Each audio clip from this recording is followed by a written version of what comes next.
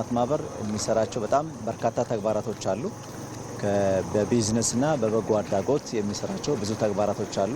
ስለዚህ በዋናነት እነኚህ ሁለቱ ትላልቅ ፒላሮች ናቸው።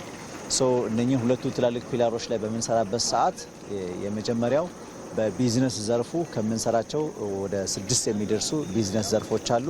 የበጎ አድራጎት ላይ ደግሞ በተለያየ ቦታ እንዲሁም በ17 ቅርንጫፎች የተለያዩ ስራዎችን እንሰራለን። የጤና ተደራሽ፣ የትምህርት፣ የቱሪዝም፣ የካልቸር እና የመሳሰሉ ስራዎች እንሰራለን። ከመንግስት ኢኒሼሽን ጋር ተያይዞ ይህን የቢዝነስ ስራ አንዱ የቱሪዝም ልማትና አገልግሎት በሚል ዘርፍ የተቋቋመውን የማደራጀት አብሮ የመሄድ የመስራት ስራዎችን እያከናወንን እንገኛለን። ከነዛም መካከል ከዚህ ቀደም በሰጠነው አጭር መግለጫ መሰረት አዲስ ጀልባ ይመጣል ብለን ቃል ገብተን ነበረ። ይህንን ቃል ዛሬ እንግዲህ ወደዚህ ወደ አርባ ምንጭ ማምጣት ችለናል ማለት ነው። የዚህ የጀልባው ዋናው ዓላማ በመጀመሪያ ደረጃ አሁን ያለውን የቱሪስት ፍሰትን ከፍ ለማድረግ እንዲሁም ደግሞ የቱሪስት ፍሰቶች ተደራሽ የሆኑ ቦታዎች አሉ። ሞጪ ደሴት ያልነው አሁን ያስተዋወቅ ነው፣ በቅርብ እየሰራን ያለ ነው፣ ለህዝብ ክፍት የምናደርገው የሞጪ ደሴት አለ። ስለዚህ ወደዛ የሚሄዱ የቱሪስትን ፍሰት ከፍ ለማድረግ ሰርቭ ለማድረግ ነው።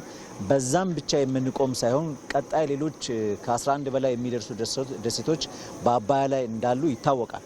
ስለዚህ እነዚህን ደሴቶች ለመድረስ የቱሪስት መዳረሻ ለማድረግ የምርምር ስራዎችን ለመስራት የትራንስፖርት አገልግሎቶችን ለመስራት ይህንን ለመስራት የሚያገለግል 60 ሰው የሚይዝ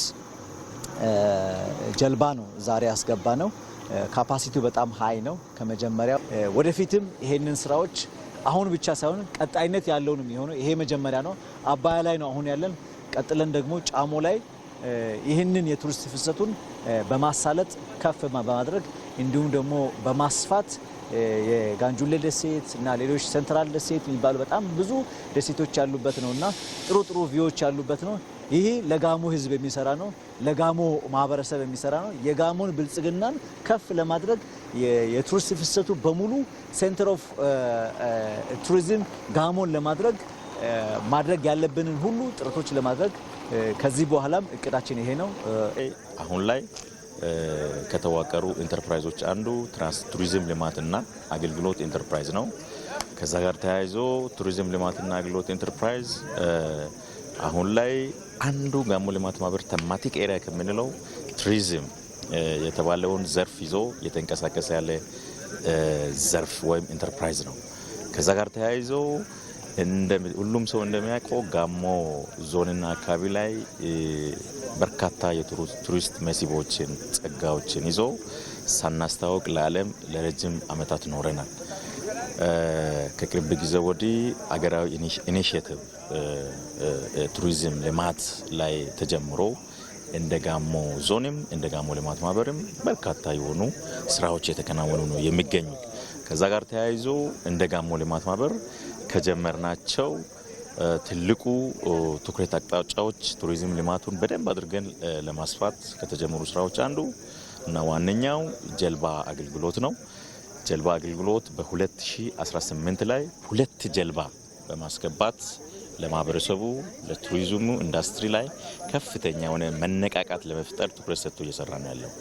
በ2018 በመስከረም ወር ላይ ባይራ የተባለ 30 ሰውና ከዛ በላይ መጫን አቅም ያለው ጀልባ አስገብተን በሱ መነቃቃት ደግሞ በዚሁ አመት ከሰኔ ላይ በዚህ ወር ላይ ሃይላሾ 2018 የተሰኘ ከ60 ሰው በላይ መጫን የሚችል በአይነቱ ደግሞ ለየት ያለ ከዚህ ቀደም አርባ ምንጭ አካባቢ መጥቶ የማያውቅ ጀልባ ባለ አንድ ወለል ያለው ጀልባ አሁን ላይ አስገብተናል ማለት ነው። እዛ ላይ ይሄ ጀልባ ደግሞ ለቱሪስት ብቻ አይደለም አገልግሎቱን የሚሰጠው። ይሄ ጀልባ የቱሪዝም አገልግሎት ይሰጣል። በተጨማሪ ደግሞ የተለያየ ማህበረሰቦችን ያገናኛል። ይህም ማለት ምንድነው? ጉጂ ማህበረሰብ፣ ጌዲዮ ማህበረሰብ የትራንስፖርት አገልግሎት በመስጠት የምናገናኝ ይሆናል። ምክንያቱም ዲላ ለመሄድ ረጅም ጉዞ ሰው ተጉዞ ነው ዲላ መሄደው። ግን በዚህ ጀልባ ብንሄድ በጣም አጭር ዲስታንስ አቋርጦ ሰው መድረስ ይችላል። ሶ ከዚህ ከቱሪዝሙ ባሻገር የማህበራዊ ትስስርን እርስ በርስ ከማጠናከርም አንጻር ከፍተኛ ፋይዳ ያለው ጀልባ ነው ማለት ነው። ሶ 2018 የተሰኘች እንግዲህ አዲስ የሞተር ጀልባ ጋሞ ልማት ማህበር አስገብቷል። ዞን ቱሪዝም ልማትና አገልግሎት ኢንተርፕራይዝ አቋቁሟል። ይህ ኢንተርፕራይዝ በርካታ ስራዎችን እየሰራ ይገኛል። ከነዚህ መካከል አንዱ የቱሪዝም መዳረሻ ስፍራዎችን የተገናኙ ወይም ኮኔክትድ እንዲሆኑ ማድረግ ነው።